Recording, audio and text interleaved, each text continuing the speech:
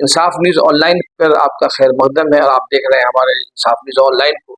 हमारी कोशिश होती है कि हम हर दिन नए-नए मौज़ू को आपके सामने लाएँ, ताकि हमारी सियासी सोच और फ़िक्र और मुल्क को जानने और समझने का वसी तजुर्बा हो और हम अलग-अलग तनाज़ुर में मुल्क को देखें और अब हालात से निपटने की कोशिश करें। क्या बिहार की सियासत तब्दील हो रही है? ये सवाल हम इसलिए कर रहे हैं कि 2 अक्टूबर 2022 से मशहूर सियासी तजिया निगार और एस्ट्रोलॉजर प्रशांत किशोर बिहार की सियासत में सरगर्म हैं और 22 अक्टूबर 2020 से वो लगातार बिहार की यात्रा कर रहे हैं। चंपारण के द्वितीय बहारवा से उन्होंने जो यात्रा शुरू की थी, वो 5,000 किलोमीटर तय करते हुए इस वक्त सीमांचल जो मुस्लिम अक्सरियती इलाका है, वो उस इलाके का दौरा कर रहे हैं। गुज़िश्ता दिनों जब मेरा बिहार जाना हुआ, तो मैंने कई गाँव में प्रशांत किशोर की पार्टी के वर्करों को पोस्टर चिपकाते हुए, लोगों से राब्ता करते हुए देखा।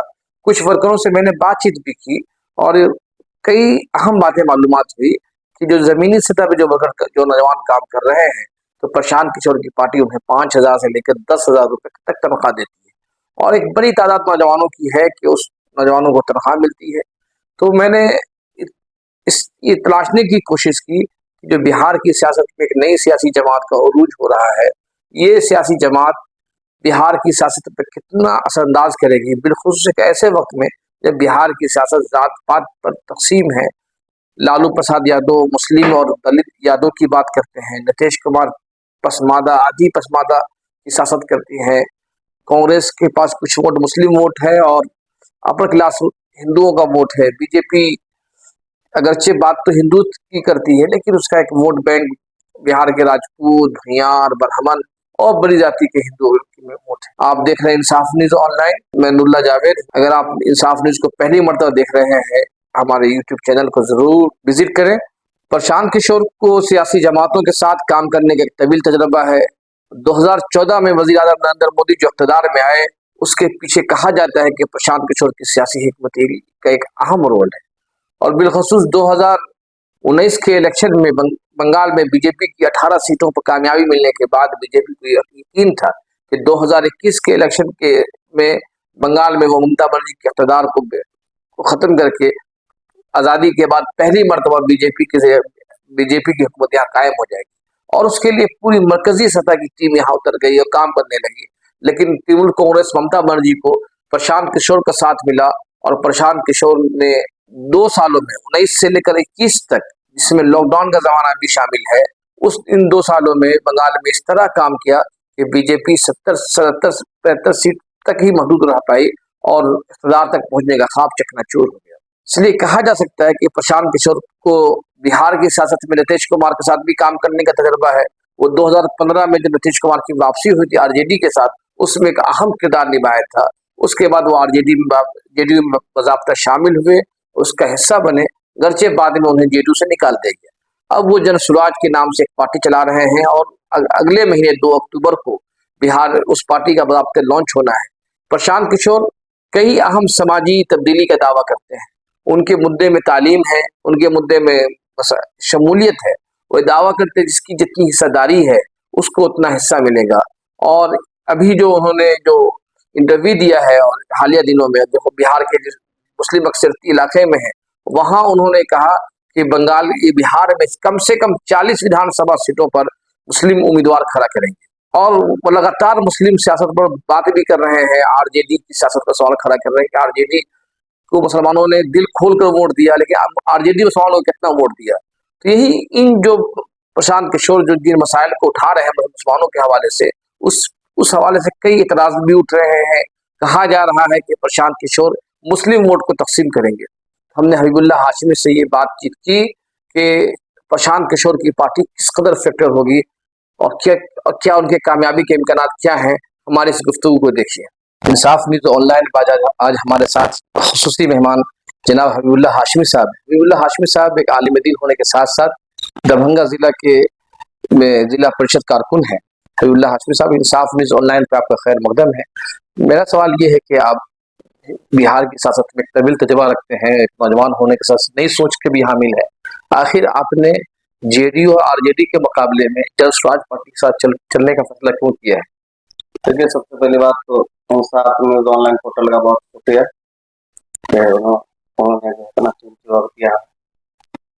देखिए जनस्वराज जो है बिहार में सत्ता में जो लोग थे पहले से, जिन दोनों की हुकूमत थी, आरजेडी हो, नीतीश कुमार हो या दूसरे भी दल कांग्रेस की भी सत्ता रही, जनस्वराज के पास जो विजन है वो विजन दूसरे पार्टी के पास नहीं। सत्ता की कुर्सी पर जो भी लोग आए उन्होंने कभी भी शिक्षा, स्वास्थ्य और पलायन के इशू पर कभी कोई बात नहीं की।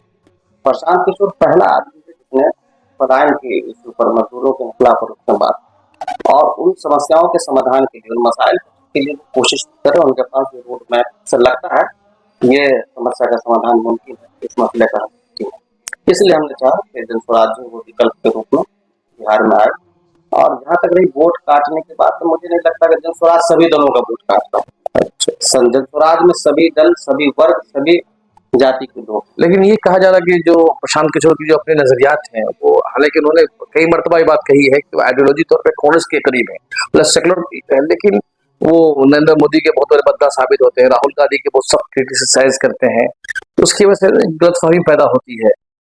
देखिए प्रशांत असल में जो देखते हैं, प्रशांत एक राजनीतिकार थे, इससे पहले वो प्रोफेशनल लोग थे जी, पॉलिटिकल पार्टी को, जो चुनाव कैसे जिताया जाता है, इलेक्शन कैसे, इलेक्शन मैनेजमेंट का काम करते थे।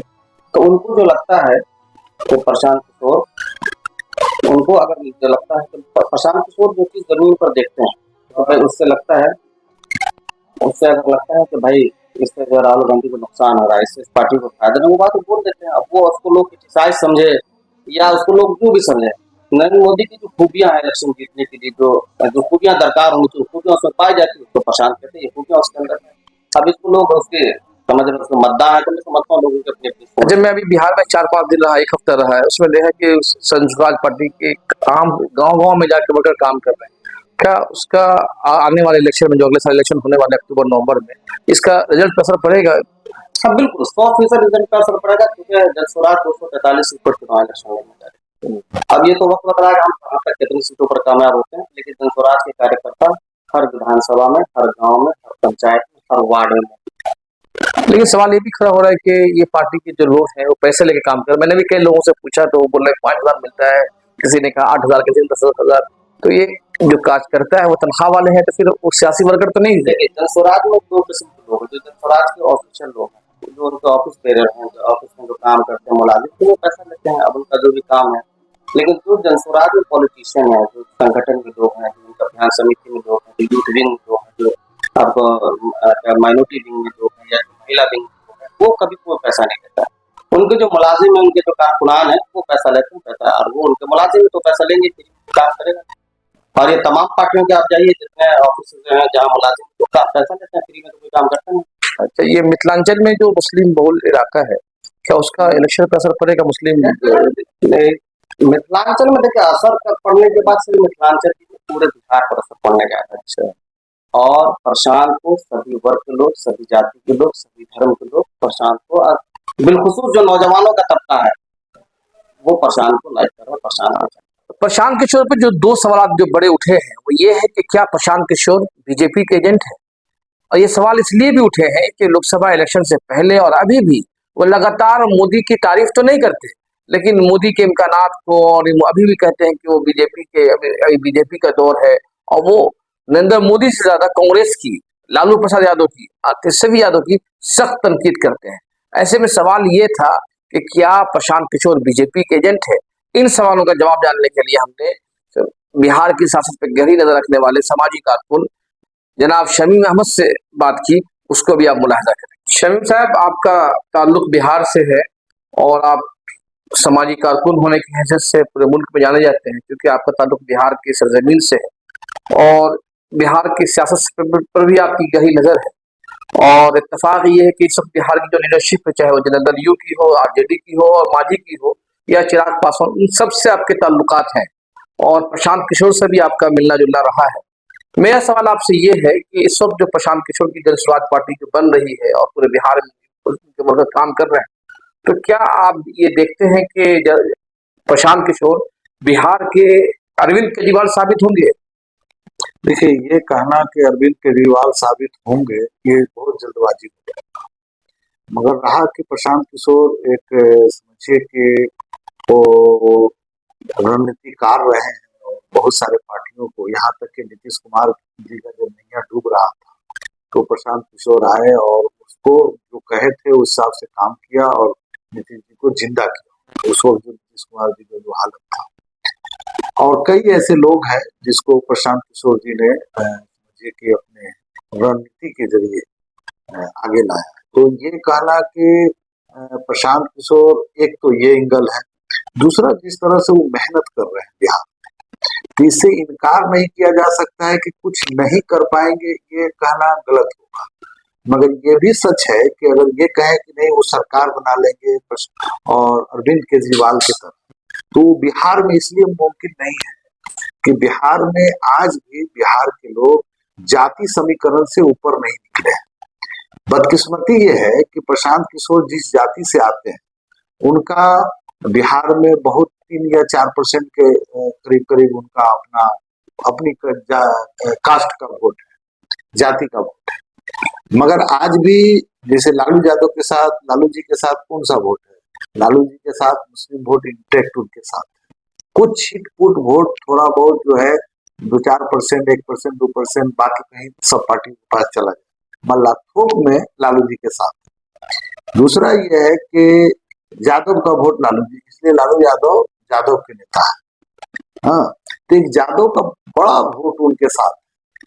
तो ये प्रशांत किशोर जो जिस वे में मेहनत कर रहे हैं, इससे इनकार नहीं किया जा सकता है कि अगर बिहार में जाति समीकरण से लोग ऊपर उठ जाएंगे, अगर हो सकता है कहीं ऐसा मुमकिन हो जाए, तो ये भी हो सकता है कि प्रशांत किशोर कुछ कर दिखाएंगे।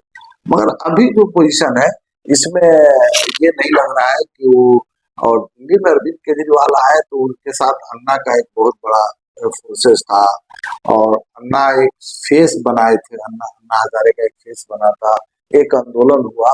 ऐसा कोई आंदोलन बिहार में अभी नहीं। प्रशांत किशोर जी गांव गांव जा रहे हैं, यूथ उनके साथ जुड़ रहा है। अब ये देखना होगा कि इसमें प्रशांत किशोर मुसलमान को कितना अपने पास खींच लाते हैं और कितना मुसलमान इन पर भरोसा करके। जी, मैं सवाल मैं आपसे पूछना चाहता हूँ कि केजरीवाल किशोर के बारे में ये कहा जा रहा है कि वो मुस्लिम वोटों की तकसीम करके बीजेपी को फायदा पहुंचाना चाहते हैं और उन पे एक बड़ा हल्का बिहार का एक इल्जाम लगा रहा है कि वो बीजेपी की बी टीम बन रहे हैं वहां पे।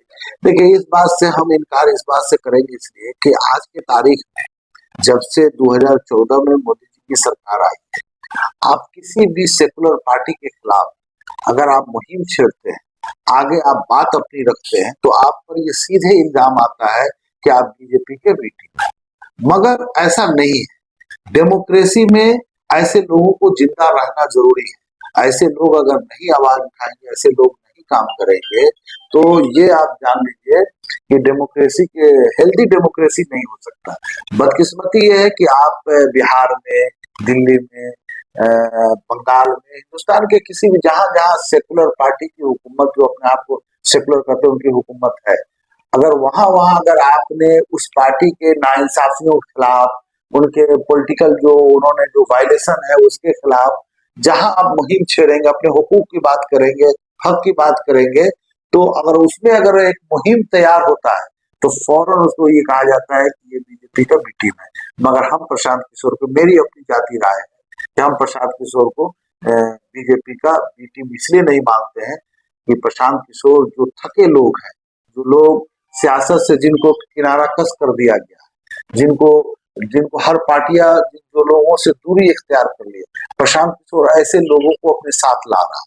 अच्छा, आखिरी सवाल है आपसे कि बिहार के मुसलमानों को क्या प्रशांत किशोर से बात करनी चाहिए, या क्योंकि मैं इसलिए सवाल पूछ रहा हूँ कि अगर बिहार के का जो मौजूदा जो आप रिपोर्ट देखेंगे, बिहार की तरक्की में मुसलमान बहुत पिछड़े हुए हैं, जो अभी जाति सर्वे रिपोर्ट आई, तो ऐसे में प्रशांत किशोर से बात करनी चाहिए बिहार के मुसलमानों को या नहीं?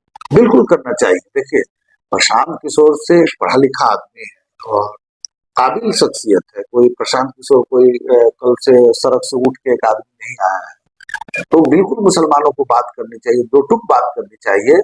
और हम तो कहेंगे कि मुसलमानों को एक वफद भी, बड़े लीडरों का एक वफद भी मिलना चाहिए कि भाई ठीक है, हमारी कौम अगर आपके साथ खड़ा होता है तो हमारी कम्युनिटी के लिए आपके पास क्या प्लान है। ये बात तो लालू से भी करना चाहिए था, नीतीश कुमार से भी करना चाहिए था। हर मुसलमान को एक मुसलमान की एक टीम ऐसा बनना चाहिए था जो अपने लिए एमएलए एमपी के लिए बात नहीं करना था, वहां अपने कम्युनिटी के बारे में बात करना था कि भाई आप मेरे कम्युनिटी के लिए आपके पास क्या प्लानिंग है, क्या आप अगर आपको हम लोग वोट, क्या मुसलमान सिर्फ वोट देने के लिए पैदा हुआ है कि हम सिर्फ वोट देंगे।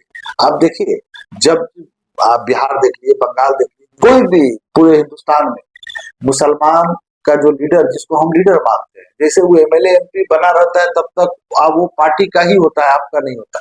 जैसे पार्टी उसे किनारा कसी इख्तियार करता है, जैसे दूरी इख्तियार करता है, तो मुसलमान का दुआई देने लगता है, रोने लगता है कि हम मुसलमान हैं और हमारी कौम पीछे रह गई, आगे रह गई, और हमारी कौम दलित से पीछे है, और हमारी कौम के अंदर एजुकेशन नहीं। ये बातें कब आती?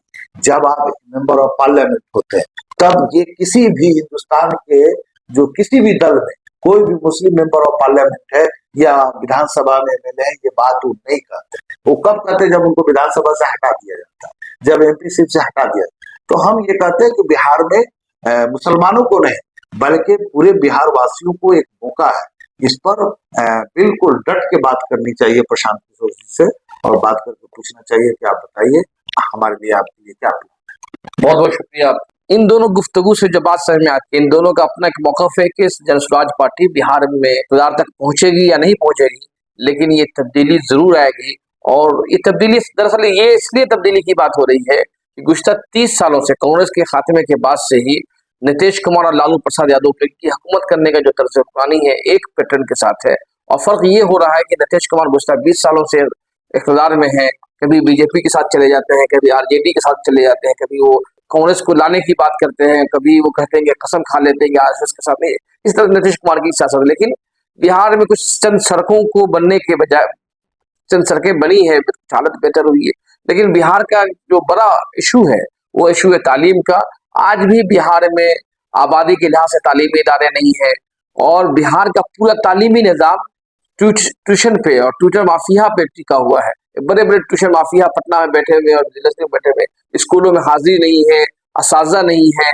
इसी तरीके से बिहार का दूसरा सबसे बड़ा मसला है कि बड़ी तादाद में यहाँ बिहार से लोग दूसरी रियासतों में जाके काम करते हैं और उन्हें सख्त मुश्किलात का सामना है। नीतीश कुमार इन शोबों में काम करने मुकम्मल तौर पर नाकाम रहे हैं। तो तब्दीली की तो जरूरत है, लेकिन क्या उस तब्दीली को प्रशांत किशोर पूरा कर पाएंगे, इसका फैसला तो आने वाला वक्त ही बताएगा। हमारी बिहार के सियासत पर गहरी नजर रहेगी। आप देखते रहे इंसाफ न्यूज़ ऑनलाइन। इसी के साथ बहुत बहुत शुक्रिया।